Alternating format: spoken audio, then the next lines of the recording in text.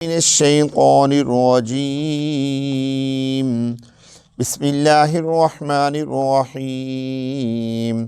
قالوا یا شعیب اصلاتک تأمرک ان نترک ما یعبد آباؤنا او ان نفعل فی اموالنا ما نشاء انک لانت الحلیم الرشید۔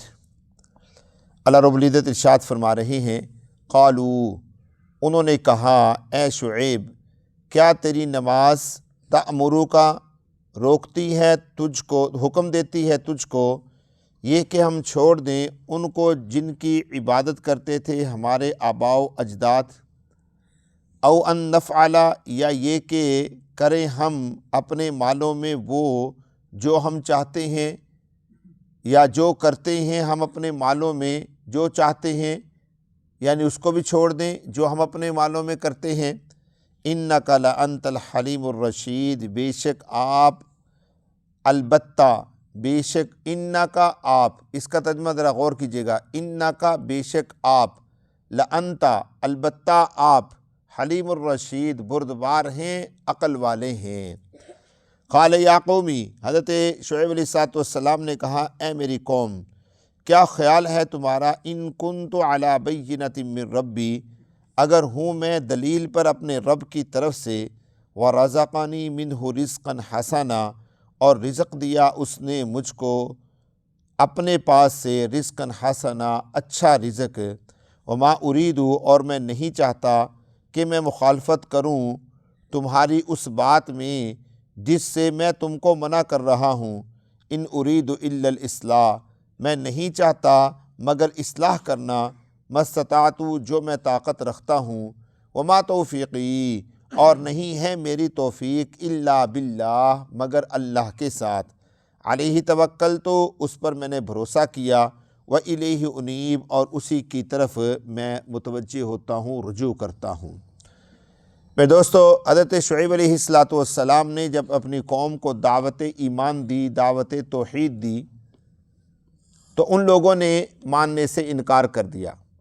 کل میں نے آپ کو دو باتیں عرض کی تھیں، ایک تو یہ کہ جتنی بھی قومیں پیچھے گزری ہیں ان میں مشترکہ طور پہ جو گناہ پایا جاتا تھا وہ تھا شرک۔ ساری قومیں شرک کیا کرتی تھیں، جنہوں نے بھی نبیوں کی بات کو نہ مانا وہ شرک کیا کرتے تھے۔ اور دوسرا جو ان کے اندر گناہ پایا جاتا تھا، اللہ تبارک و تعالیٰ نے خاص ان گناہوں کے تذکرے کیے، جیسے یہ قوم شعیب ہے، یہ ناپ تول میں کمی کیا کرتی تھی، یہ ان کا خاص گناہ تھا۔ باقی اور بھی گناہ ان کے اندر پائے جاتے تھے، لیکن خاص طور پہ یہ ناپ تول میں کمی کیا کرتے تھے۔ اور ناپ تول میں کمی کرنے میں ایک کام اور بھی کیا کرتے تھے، یہ نقلی نوٹ بھی چھاپا کرتے تھے۔ بات نہیں سمجھے؟ نقلی نوٹ سمجھتی ہے نا، یہ نقلی نوٹ بھی بنایا کرتے تھے۔ مثال کے طور پہ جو درہم ہوتا تھا نا، دینار ہوتا تھا، اس کا ایک خاص پیمانہ ہوتا تھا، تقریباً 6 ماشے کا درہم اور دینار ہوتا ہے، 24 کیرٹ جس کو ہم کہہ دیتے ہیں، یہ 22 کیرٹ سونے کا، کیونکہ سونے کی قیمت ہوتی ہے، اس کی مارکیٹ ویلیو ہوتی ہے، اس کے اوپر سارا نظام چلتا ہے، اور آج بھی چلتا آ رہا ہے۔ تو یہ کیا کیا کرتے تھے، اس درہم کو توڑ دیا کرتے تھے، توڑ کے اس کے اندر کھوٹ ملا کر اس کو 22 کیرٹ کا بنا کر آگے مارکیٹ میں بیچ دیا کرتے تھے۔ تو اس لیے میں کہہ رہا ہوں اس کو نقلی نوٹ بھی بنایا کرتے تھے، یعنی کھوٹے سکے بھی یہ مارکیٹ میں چلایا کرتے تھے، لوگوں سے اصلی سکے لے لیے، ایک دینار ہے مثال کے طور پہ 6 ماشے کا، اس کو لے لیا، اس کے اندر کھوٹ ڈال کے 3 ماشے اس میں سونا ڈال دیا، 3 ماشے اس میں کھوٹ ڈال دیا، اور اب جو لوگ چلنے والے ہوتے ہیں نا، ان لوگوں کے لیے مشکل ہوتا ہے اور دشوار ہوتا ہے کہ وہ اس کی تحقیق کریں، بلکہ وہ آئے، سودا لیا، خرید و فروخت کی۔ میں نے جیسا کہ کل بتایا تھا کہ ان کی بستیاں راستے پر تھی، لوگوں کا آنا جانا لگا رہتا تھا، تو اس طریقے سے یہ لوگوں کو دھوکہ دیا کرتے تھے۔ تو حضرت شعیب علیہ السلام نے جب ان کو دعوت دی تو انہوں نے حضرت شعیب علیہ السلام پر جو سب سے بڑا اعتراض کیا اور جملہ کسا وہ یہ تھا، اصلاتک تأمرک، اے شعیب کیا تیری نماز تجھے حکم دیتی ہے کہ ہم اس کام کو چھوڑ دیں؟ دو کام تھے، نمبر 1 ما یعبد آباؤنا، جو ہمارے آباء و اجداد بتوں کی پوجا کرتے ہیں اس کو چھوڑ دیں، او ان نفعل فی اموالنا، یا جو ہم اپنے مالوں میں چاہتے ہیں کرتے ہیں اس کو چھوڑ دیں۔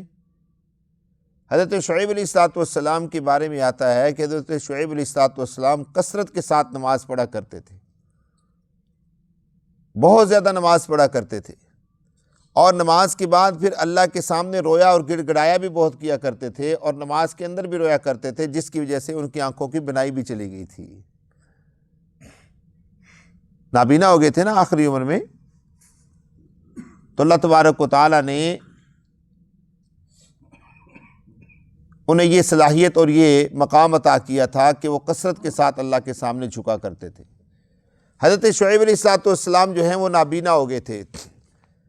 کئی دن پہلے کی بات ہے، کئی سال بلکہ پہلے کی بات ہے، شاید یہی اسی مسجد میں ایک دوست نے ایک اعتراض کیا تھا کہ جو نبی ہوتا ہے، نبی اس کے اندر کوئی عیب نہیں ہوتا، نبی ہر عیب سے پاک ہوتا ہے۔ پھر انہوں نے 2-3 مثالیں دیں، پھر حضرت ایوب علیہ الصلوۃ والسلام کے اوپر جو بیماری آئی اس کی وہ کیوں آئی، حضرت شعیب علیہ الصلوۃ والسلام جو نابینا ہوئے کیوں ہوئے۔ میں دوستو، اللہ تبارک و تعالیٰ نے جب کسی نبی کو اعزاز خاص عطا کرنا ہوتا ہے تو اللہ تبارک و تعالیٰ اس نبی کو کسی نہ کسی ایسے دنیاوی معاملے میں آزمائش میں ضرور ڈالتے ہیں۔ اب اگر یہ اعتراض سامنے رکھا جائے تو پھر تو یہ سوال ہو سکتا ہے کہ نبی محترم صلی اللہ علیہ وسلم کی جو ٹانگ ٹوٹی تھی وہ کیوں ٹوٹی،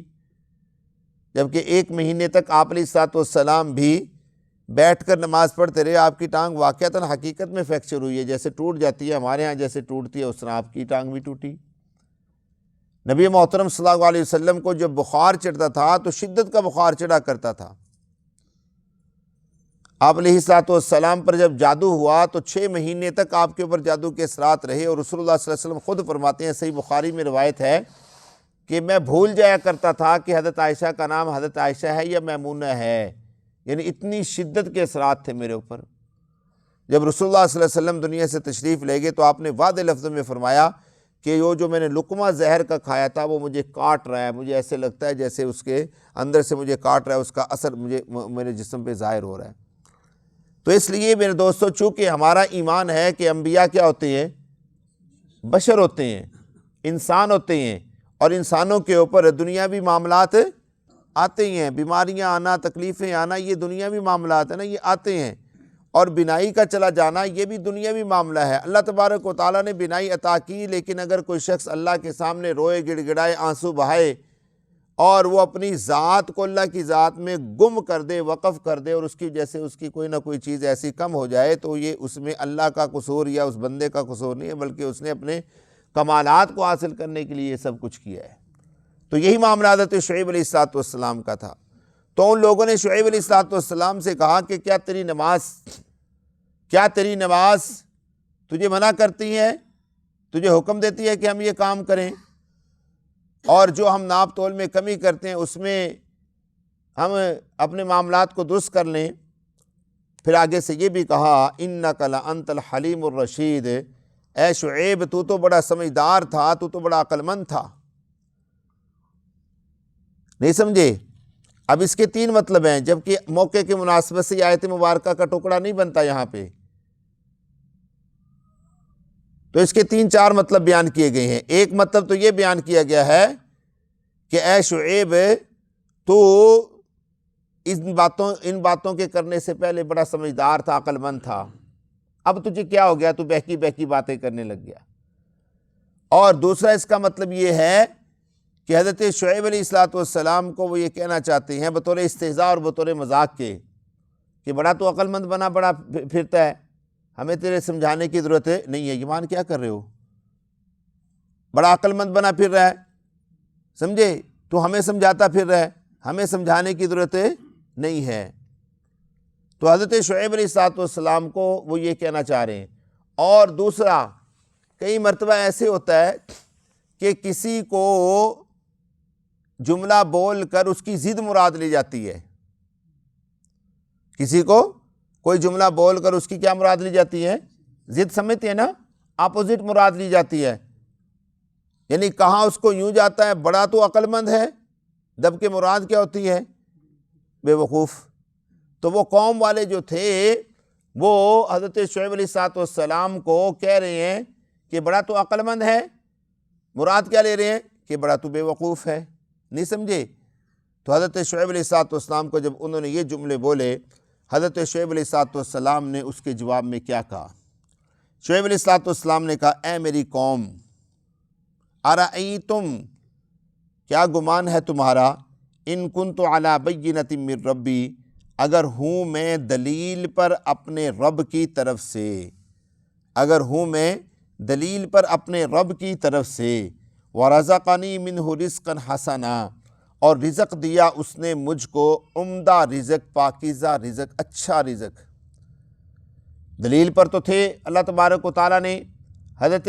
شعیب علیہ السلام کو نبی بنا کر بھیجا، سب سے بڑی دلیل۔ وَرَزَقَنِي مِنْهُ رِزْقًا حَسَنًا، اور اللہ نے مجھے پاکیزہ اور اچھا رزق بھی عطا کیا۔ روایات میں آتا ہے کہ اللہ تبارک و تعالیٰ نے شعیب علیہ السلام کو 4 چیزیں عطا فرمائی تھی۔ نمبر 1، اللہ رب العزت نے حضرت شعیب علیہ السلام کو حسن عطا فرمایا تھا، خوبصورت تھے۔ نمبر 2، حضرت شعیب علیہ السلام کو اللہ تبارک و تعالیٰ نے رزق عطا فرمایا تھا وافر مقدار میں، کثرت کے ساتھ۔ اور نمبر 3، انہیں اللہ رب العزت نے علم عطا کیا تھا کثرت کے ساتھ۔ اور نمبر 4، انہیں اللہ نے معرفت عطا کی تھی کثرت کے ساتھ۔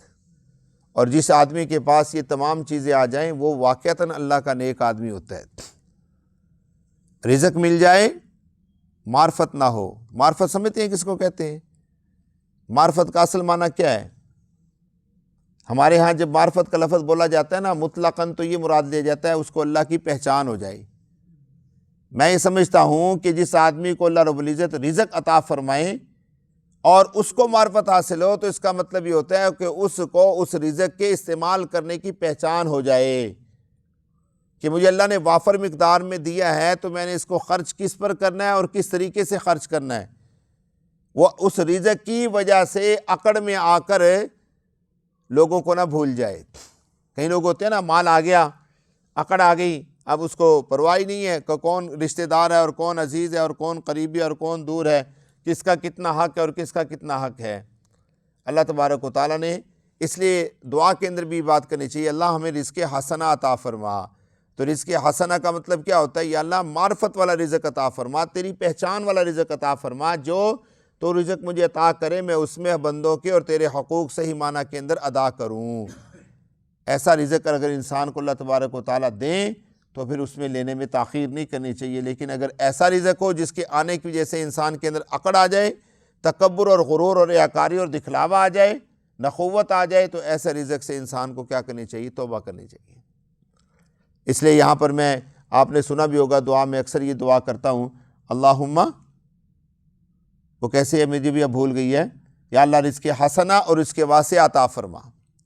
رزق حسنہ اور رزق واسع عطا فرما، رزق سیئہ اور رزق ضیقہ سے ہماری حفاظت فرما۔ تو ایک ساتھی کہنے لگے کہ جس کا کیا مطلب ہے؟ تو میں نے کہا رزق حسنہ کا مطلب ہے اللہ عمدہ اور طیب رزق عطا فرما، اپنی معرفت والا رزق عطا فرما، اور سیئہ اور ضیقہ سے حفاظت فرما، یا اللہ ایسا رزق ہے جو گناہ کا ذریعہ بنے، اس سے ہماری حفاظت فرما، ایسا رزق ہے جو تنگی کا ذریعہ بنے، یا اللہ اس سے ہماری حفاظت فرما۔ تو حضرت شعیب علیہ السلام نے انہیں کہا کہ بھائی بات یہ ہے کہ میرے پاس اللہ کا دیا بھی سب کچھ ہے، اللہ کا دیا بھی کچھ سب کچھ ہے، اور ساتھ ساتھ مجھے اللہ رب العزت نے دلیل بھی پیش کی ہے، دلیل بھی عطا کی ہے۔ اس سے پتہ چلتا ہے کہ جو دین کی خدمت کرتے ہیں ان کے لیے دعا کرنی چاہیے اللہ ان کو اپنا عمدہ رزق عطا فرمائے، تاکہ وہ آسانی کے ساتھ دین کا کام کر سکیں، انہیں کسی کی محتاجی کی ضرورت نہ ہو، کسی کے سامنے جھکنا نہ پڑے، ہاتھ نہ پھیلانا پڑے، ورنہ تو ایک ایک روپے کے لیے کئی مرتبہ ترسنا پڑتا، منتیں کرنی پڑتی، یار یہ میرا کام کر دے، آگے سے کہتے ہیں لائے، نہیں سمجھے۔ اور تیسری چیز حضرت شعیب علیہ السلام نے جو پیش کی وہ انشاءاللہ یہیں سے کل کو عرض کریں گے۔ اللہ تبارک و تعالیٰ مجھے اور آپ کو فہم نصیب فرمائے۔ الحمدللہ۔